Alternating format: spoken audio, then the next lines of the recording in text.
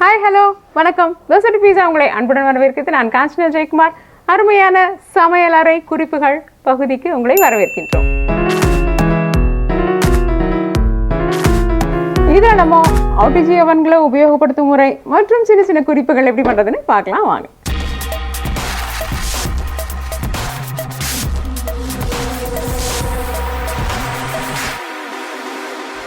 இந்த அவன்களில் நிறைய சந்தேக குறிப்புகள் எங்ககிட்ட வந்து கேட்டுக்கிட்டே இருக்காங்க.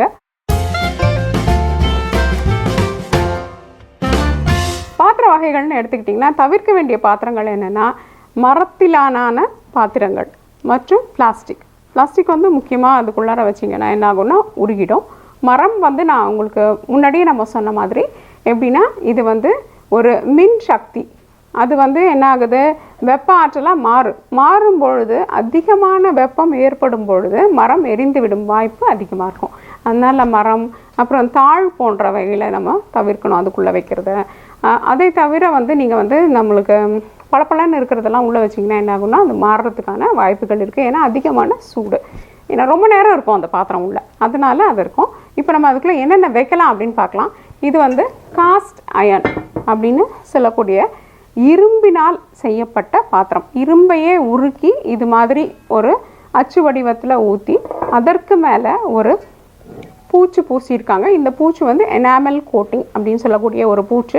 இந்த பூச்சு வந்து நல்லா தங்கும். அதனால் இந்த இரும்பு பாத்திரத்தை இதுக்குள்ளே உபயோகப்படுத்தலாம். ஆனால் அப்படியே இரும்பு எடுத்து வைக்க முடியாது, இரும்பு பாத்திரத்தை எடுத்து வைக்க முடியாது. இந்த மாதிரி ஒரு மேல் பூச்சு இருக்கிற பாத்திரங்களை தான் உள்ளே வைக்க முடியும். அப்போ என்னாகும், சூடை தாங்கும். அதே நேரத்தில் இந்த மாதிரி பாத்திரங்கள் வந்து சூட அதுக்குள்ளே தக்க வச்சுக்கக்கூடிய ஒரு தன்மை அதுக்கு இருக்கிறதுனால ரொம்ப நேரத்துக்கு சூடாகவும் இருக்கும். உள்ளே வைக்கிற பொருள் கொஞ்சம் சீக்கிரமாக சமைக்கப்படும். அடுத்ததாக நம்மளுக்கு கடைகளில் கிடைக்கக்கூடிய இது போன்ற பாத்திரங்கள். இது வந்து பேக் செய்யறதுக்குன்னே இந்த பாத்திரங்கள் கிடைக்குது. இது பேக் டின் அப்படின்னு சொல்லக்கூடிய டின் அல்லது ஒரு தகரம் போன்ற ஒரு இதில் செய்யப்படுற இந்த பாத்திரம்.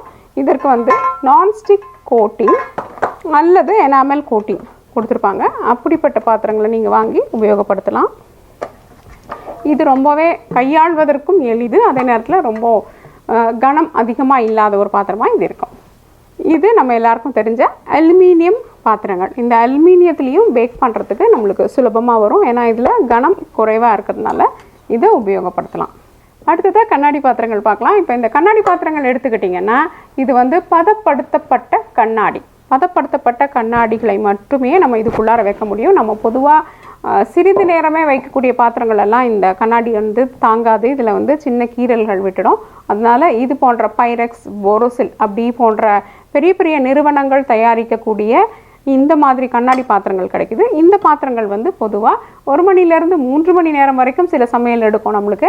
அப்படிப்பட்ட நீண்ட நேரம் தாங்கக்கூடிய ஒரு கண்ணாடியாக அது இருக்கணும். அதனால் அவனுக்குள்ளே வைக்க ஏற்றதா அப்படின்றத கவனிச்சுட்டு உங்களுடைய கண்ணாடி பாத்திரத்தை வாங்குங்க.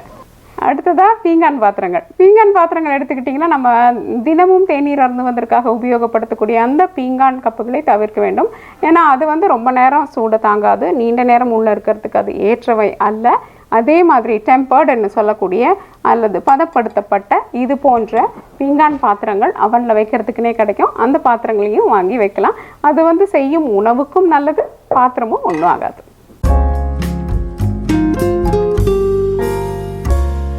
இப்போ இந்த அவனில் சமைக்கிறது நல்லதா, இது உடம்புக்கு எந்த கெட்டதும் வராதா அப்படின்ற கேள்விகள் நிறைய வந்துகிட்டு இருக்கு.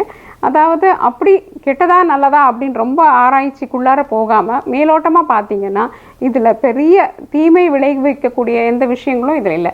அதாவது இங்கே என்ன ஆகுதுன்னா மின் ஆற்றல், மின்சாரம் நம்மளுக்கு போட்டுடுறோம். மின்சாரம் போட்டதுக்கப்புறம் உள்ளுக்குள்ளார கம்பிகள் கொடுத்துருப்பாங்க. அந்த கம்பிகளில் அந்த மின்சாரத்தை வாங்கி அதை வெப்ப ஆற்றலாக மாற்றி இதனுக்குள்ளே இருக்கிற பொருளை சமைக்குது. அதனால் வெறும் வெப்பம் ஆற்றலை வைத்து அதை சமைப்பதால் மிகவும் கேடுகள் விளைவிக்கக்கூடிய எந்த விஷயமும் இதில் இல்லை அப்படின்றத நம்ம தெரிஞ்சுக்கலாம்.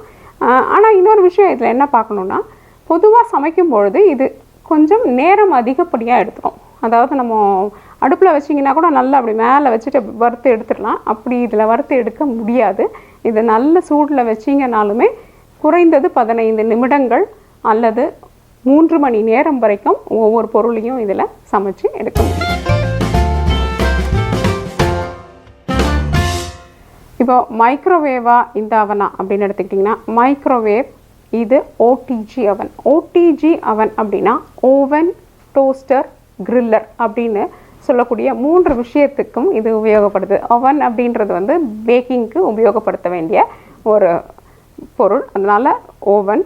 அப்புறமா டோஸ்டர் அப்படின்னு சொல்லக்கூடியது நம்மளுக்கு வந்து நல்ல ஒரு நிற மாற்றத்தை கொடுக்கக்கூடியது, மேல்புறம் கரிஞ்ச மாதிரி ஒரு நிறமாற்றம் ஏற்படும் இல்லைங்களா, அதை வந்து இதுக்குள்ளார வச்சிங்கன்னா கிடைக்கும். அதனால தான் அது டோஸ்டர் அப்படின்னு சொல்கிறாங்க. அதே மாதிரி கிரில்லர். கிரில்லர் அப்படின்னும் பொழுது என்னாகும்னா கொழுப்பு சத்தை கொஞ்சம் எடுக்கக்கூடிய சக்தி, மற்றும் அதுலேயும் என்னாகும் சூடு நேராக அதில் பாயும் பொழுது அதில் அந்த மேற்புறத்தில் வந்து ஒரு நல்ல முறுமுறுன்னு ஒரு தன்மை வரும். அதுக்கு பேர் தான் கிரில்லிங் அப்படின்னு சொல்லக்கூடிய கிரில்லிங் எஃபெக்ட் அப்படின்னு சொல்லுவாங்க. அது வர்றதுனால இதுக்கு பேர் ஓவன், டோஸ்டர், கிரில்லர். ஆனால் மைக்ரோவேவ் ஓவன்னு எடுத்துக்கிட்டிங்கன்னா அதில் வந்து நுண் அலைகள் இருக்குது. நுண் அலைகள் வந்து அதனாலேயே அந்த அவன் இயக்கப்படுவதனால வெறும் அந்த அலைகள்னால உணவுக்கு பாதகம் ஏற்படலாம் அப்படி இப்படின்னு நிறைய கருத்துக்கள் வந்துட்டு இருக்கு. அது இன்னும் ஆராய்ச்சியில் ஒரு பக்கம் இருந்துகிட்ருக்கு, நம்ம இப்போ அதுக்கு போகலை. ஆனால் அது நுண் அலைகளால் சமைக்கப்படுது, இது மின் ஆற்றலால் சமைக்கப்படுது, அவ்வளவுதான். அதனால் இதில் வந்து மின் ஆற்றல் வந்து நம்மளுக்கு வெப்பமாக மாறும்பொழுது இது பொருளுக்கு பெரிய பாதகங்களை ஏற்படுத்துவது இல்லை.